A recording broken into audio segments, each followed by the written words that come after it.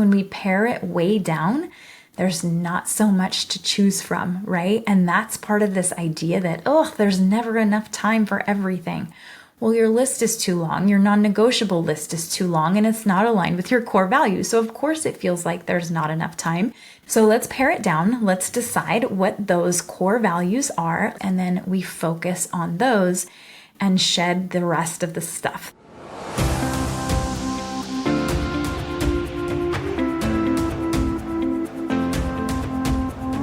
You are listening to the Beyond the Classroom podcast, a podcast for burnt out teachers who know something's gotta give.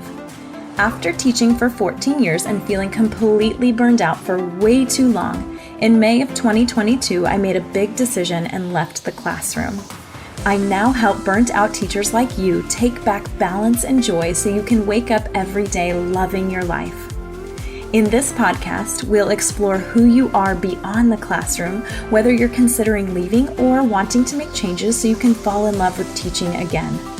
Either way, I understand what it's like to be living a life that looks fun and cute on the outside. You know, summer's off, playing all day, off at 2 o'clock every day, but actually feels miserable and draining. I'm your host and coach, Sandy Patterson, and I'm so excited to help you step into your fullest potential and believe in that potential to make an impact on the world, not just survive each day. Are you ready? Let's do this. Well, hello there, and welcome back to another episode of the Beyond the Classroom podcast. I am Sandy Patterson, your host and certified life and business coach, and I am so happy that you are here today. Now, here on the podcast this month, we have been talking all about productivity, and we've redefined productivity. We've talked about how to get more done in less time. We've talked about how to prioritize and how to get more done while not burning ourselves out, right? So today we're going to chat about time management. And this is something that I work on with my clients often. And if we're being totally honest, I actually hate this topic. And the reason I hate this topic is because people come to the table with the assumption that there is one right way to do things.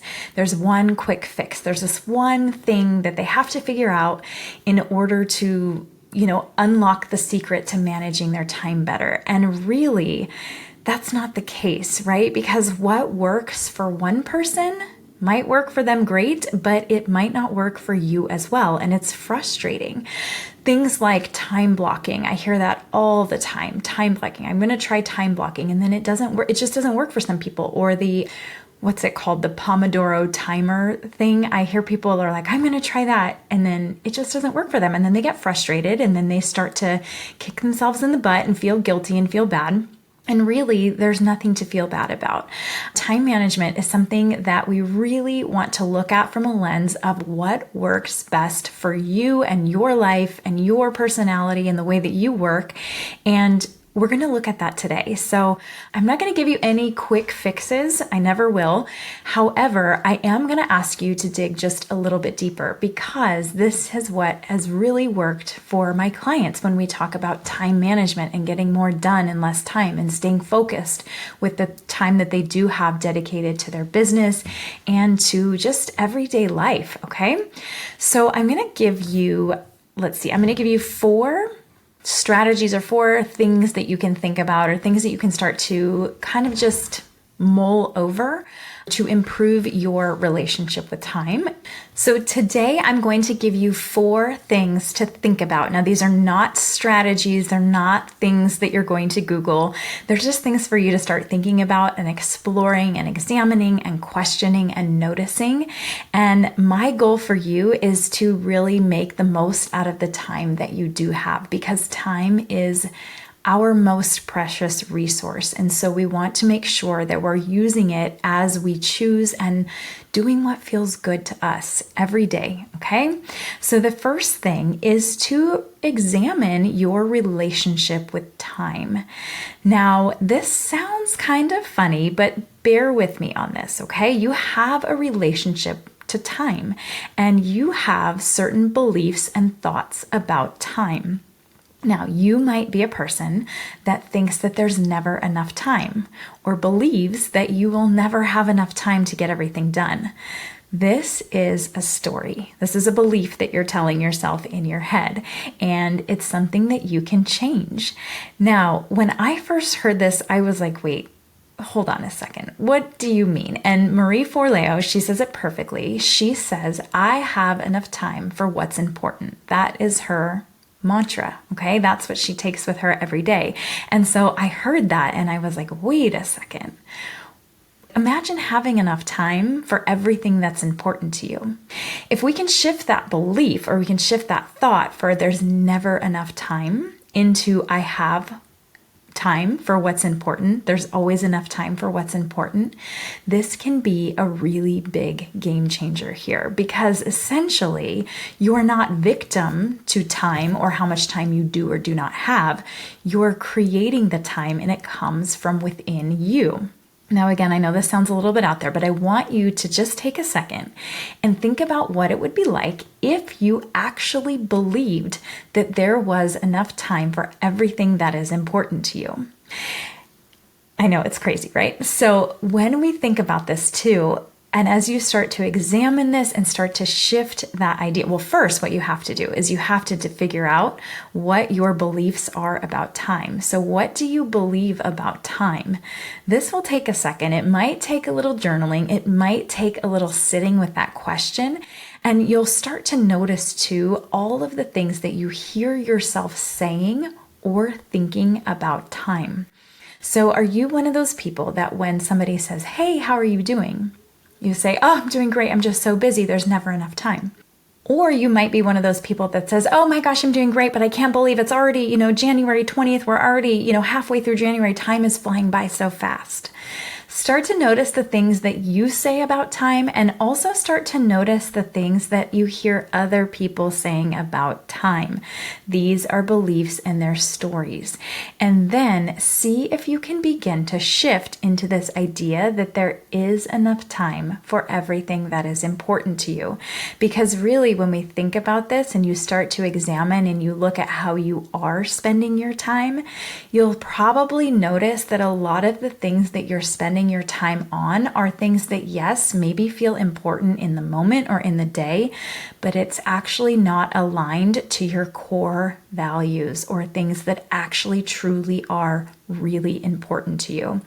This is a trip too. If you take just one day and you actually write down, like document and journal everything that you do that day, like 15 by 15 minute increments, like this is what I was doing during this time. This is what I was doing, and really map it out at the end of the day when you sit down and look at it, and you'll really, really start to discover that, oh my goodness, the things that I'm doing are, or you can actually question yourself on this, are the things that I'm actually spending my time doing, are they actually what's important to me? And then we begin to shift and decide what we can let go of, and then how to align what you're actually doing to align with your values, with your core values, what's important to you. Okay. So that takes us into number 2, define what is important to you, right? Because if essentially we're shifting into this belief that we have time for everything that is important to us, or there's enough time for what's important, you have to actually define what's important to you, right? Not important to anybody else, but what's important to you. So let's chat about non-negotiables. And I've talked about this before, but your non-negotiables should be a list of things that are completely aligned to your core values, both your personal values in your personal life and your business values in your business life. And it should be a list, and it shouldn't be a super, super extensive list. So your non-negotiables, what I work on with clients is creating a non-negotiable list. We start with 3 areas of our life. So we start with our personal life or family life. We do business life non-negotiables, and then we do personal non-negotiables. Those are just like you non-negotiables, things for you. And so what we do together is we sit down And we make a list essentially of all the things that we feel are non-negotiables. These are things that are essentially going to move the needle forward, right? Move the needle forward in our business. They're going to be things that move the needle forward with our families or our personal lives. And then things that move the needle forward as far as personal, like personal development or self-care. So we have those 3 categories and we list everything out. Now, once everything is listed out, we go back to those core values. So in order to do this, you have to know what your core values are. And I think a lot of us, no shame here because I was here too. A lot of us don't really know what our core values are or what is important to us. So taking the time to really sit down and define what those are. And again, you can do this in these 3 areas of your life. You can define your core values in your your personal core values. You can define them as your family core values. I've done this with my family and it was so fun to sit down and be like, what's important to us as a family? And we have them listed out. And then we also do this in business, right? We want to know what's important to us in business. And oftentimes some of these will overlap because you are you and you're beautiful and you're amazing. And that's what makes you and your life and your business so unique and so special. So it's okay if they overlap. So once we know our core values in these 3 areas, then we go back. Well, we don't go back, we go forward and we define the non-negotiables. Now, the non-negotiables are the things that we want to be doing every day in order to move the needle forward. And they are always aligned with our core values. Now, like I said, the non-negotiables should not be a list of 1,000 things. It should just be a few things that you can accomplish that are reasonable things to accomplish in one-ish day. So non-negotiables for each list. And then these are the things that you're going to focus on, because when we pare it way down, there's not so much to choose from, right? And that's part of this idea that, there's never enough time for everything. Well, your list is too long, your non-negotiable list is too long, and it's not aligned with your core values. So of course it feels like there's not enough time because you're totally scattered and you're trying to do everything. So let's pare it down. Let's decide what those core values are. Let's decide what those non-negotiables are in each area of our business. And then we focus on those and shed the rest of the stuff, the rest of the crap that's not doing, it's probably doing us some good, or, it's serving a purpose. But if we can really strip down to the most important things, that's when we begin to feel more present. That's when we begin to build that time that we're looking for. And it's just magic, right? So I'm wondering for you today, do you know, number 1, what your core values are in your life, in your family life, and in your business? And do you have a list of non-negotiables under each of those categories? So these are things that you're going to do pretty much every day. They're non-negotiables, right? There's no negotiating about them. You just have to do them in order to move the needle forward. And I'm curious if you would like to hear some examples of my non-negotiables in each of these categories, shoot me a message over on Instagram and I will definitely share those with you.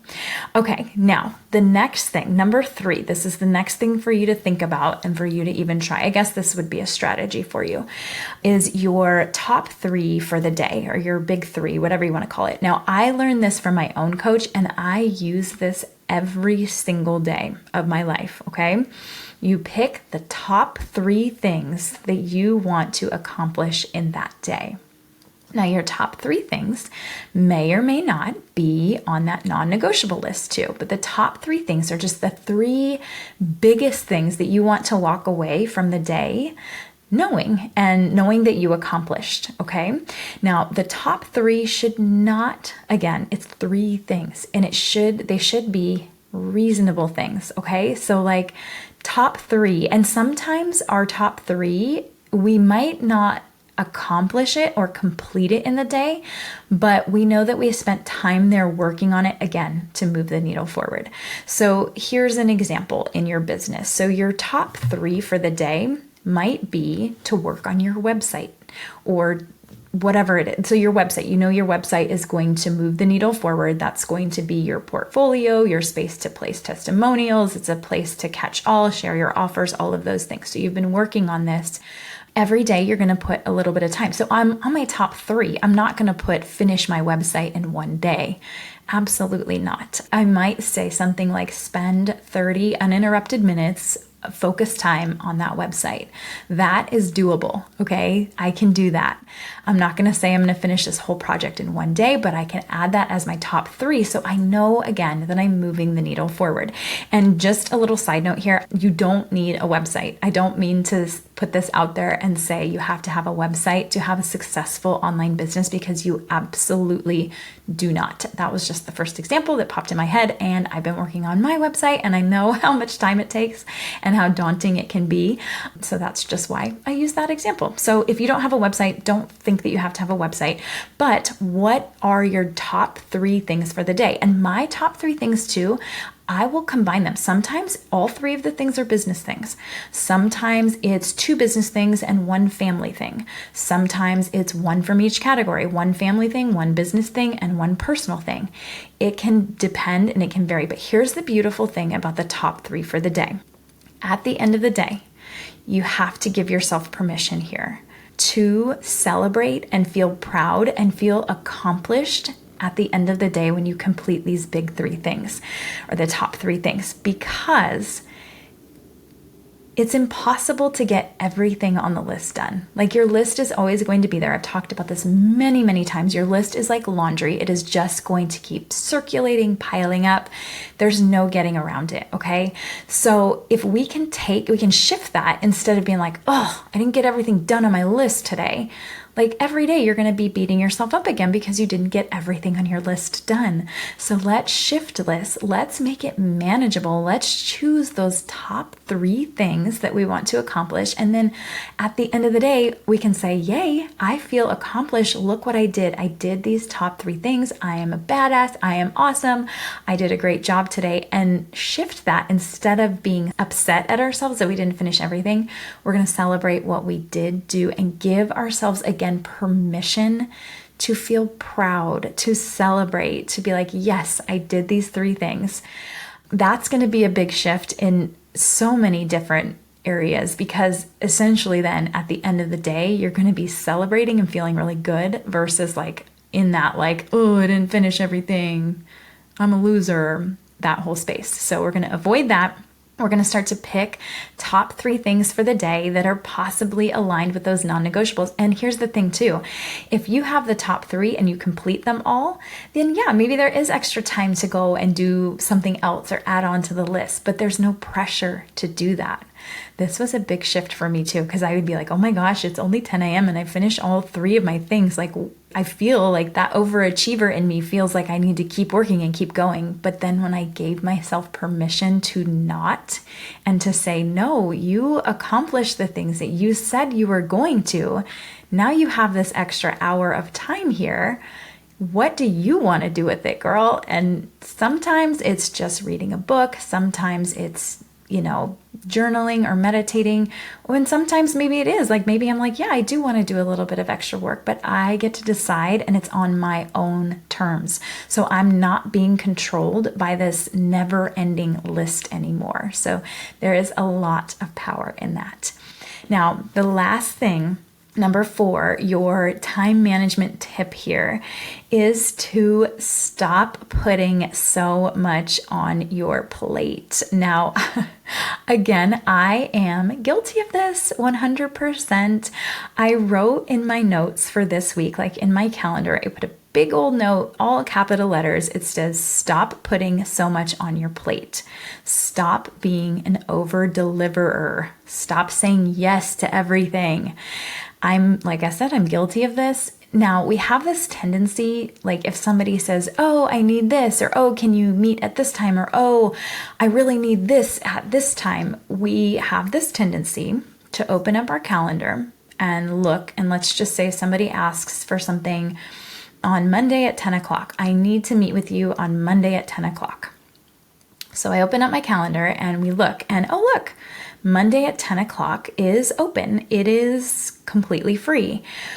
We have this tendency to immediately say, okay, perfect, I can do it, before we actually stop and think. Okay, so let me look at what's going on here. When I stop and think, I'm going to look at actually what's happening before. So my 9 to 10 o'clock is jam-packed, and then my 11 to 12 o'clock is also jam-packed. It's okay to say no, even if there's actual room on your schedule. It's okay to say, oh, I'm not available at that time. I'm so sorry. Let's look at our calendars for another time that's going to work for both of us. It is okay, because sometimes we have this thing where we're like, yes, I can do it. Yes, I can help. Yes, yes, yes. And we say yes to everything without actually stopping and thinking. So the first thing for this, to stop putting so much on your plate, the first actual thing that you can do is when somebody asks you for something or emails you something, or when you're setting up your schedule and trying to fit everything in, it is okay to take a pause and say, can I get back to you on this? You don't need to answer right away. You don't need to give a response immediately. You can say, let me get back to you. Let me check my calendar and get back to you on that. It's totally fine to do that. And then look and see, like, is your 9 to 10 really packed? Is your 11 to 12 packed? Well, then what is it going to feel like when you add another thing from 10 to 11? So now you have no time to breathe. And I'm just using these times like they're just random times. So this could be, it could go for any part of your day, any part of your calendar. And I know that we have a hard time saying no. I know that. I get it. People pleaser over here, or I should say recovering people pleasers over here, right? Here are some little, I'm gonna go really quick through this, little tidbits that you can, or phrases, I guess, that you could use instead of, just saying no. So like we talked about, let me get back to you on that. That is always a valid response. But then when it comes time to actually respond, it's okay to say, I can't take this on right now. Like, there is nothing wrong with that. It doesn't make you less of a person, less of a, awesome, amazing person that you are. I can't take that on right now. You can try, I would love to. However, I'm stretched pretty thin right now. That is another valid response. And don't forget, like, no thank you is a complete sentence, right? You don't have to over explain. You can just say, I can't make it, or I can't do that, or unfortunately, I'm unavailable at that time. Like, it's fine. It's totally fine. You don't have to over explain. Oh, look, and I have this bonus. I'm looking at my notes right now. I have this bonus number 5 for time management here. So number 5 is avoid multitasking. Again, oh my goodness, this is hard, because I know many of you that are listening are teachers or have been teachers. You're also moms, and we are the queens of multitasking. I get it, but that also does not mean that you have to multitask. Think about this too. What if you gave yourself permission to do just one thing at a time? To only hold one thing in your mind at a time, and to only actually feel like you have to do one thing in that moment. That's a game changer too, you guys, because we are always, we've always got 1,000 things on our mind, 1,000 things on our plate. So we're working to, number 1, not put so much on our plate. And number 2, let's take some of those things off of our mind too. And we can do that again by giving ourselves permission not to multitask. This is easier said than done, and it absolutely takes practice, but I promise you that when you shift into only focusing on one thing, you're going to feel less scattered. You're going to get more done in less time, because when we multitask, let's just say we have 30 minutes, we're trying to do 3 different things. We're going to start all of these different things, and then at the end of that 30 minutes, we got nothing done. We got 2 things started, 1 thing halfway done, and now we're left with those 3 open loops that it's like, oh my gosh, I need to finish, versus just focusing on one thing and getting one thing done. That is a game changer. So notice yourself too. The first thing we always talk about this. The first thing is always to notice. So notice yourself when you are multitasking. And then ask yourself, bring yourself back to that moment. What is the most important thing right now? Because we've also shifted today into this idea that we have enough time for what's important to us. Oh, okay, you guys, this was a really, really powerful conversation. Again, there's no quick fix. This time management topic, like I said, it's not my favorite topic, but I do know how powerful it is to, number one, shift and examine your relationship with time, what your stories are about time. I know how important it is to define what's important to you, your values and your non-negotiables, because essentially that's going to create more time for you when you cut out all the rest of the crap, right? And number three, I know how important it is and how beneficial it is to choose that top three for the day. So choose your top three, focus on those things, and then celebrate yourself when you've completed them. And like I said before, we're stopping this idea that we have to jam our schedules totally packed. We have to say yes to everything. We're taking things off of our plate, and we're also focusing on not multitasking, on just doing one thing at a time. So taking things off of our plate and our schedule, and taking things off of our mind and shifting things around. So I hope that these things are so helpful to you as you learn to create more time and really focus on what is important to you. I'm so curious what your thoughts are on all of these and on this. I know this is probably not what you were expecting, because you know me, I always like to go deeper. I always like to pull back those layers and figure out what's underneath, because that is where the sustainable long-term changes come in. It's never just quick band-aid fix for me. It's let's dig deeper. Let's figure these stories out. Let's rewrite them. Let's figure out if they're actually true. And then let's decide to be better tomorrow. That's what it's always about. So if you found this episode helpful or inspiring, I would love if you would hop over and leave a quick review. It literally takes 3 seconds to just tap the stars.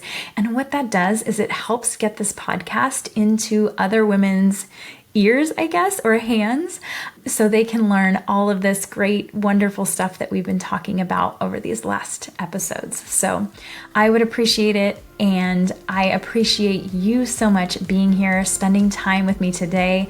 I can't wait to hear what you think, and I will see you guys next time for the next episode. Bye! Thanks so much for listening to this episode of Beyond the Classroom.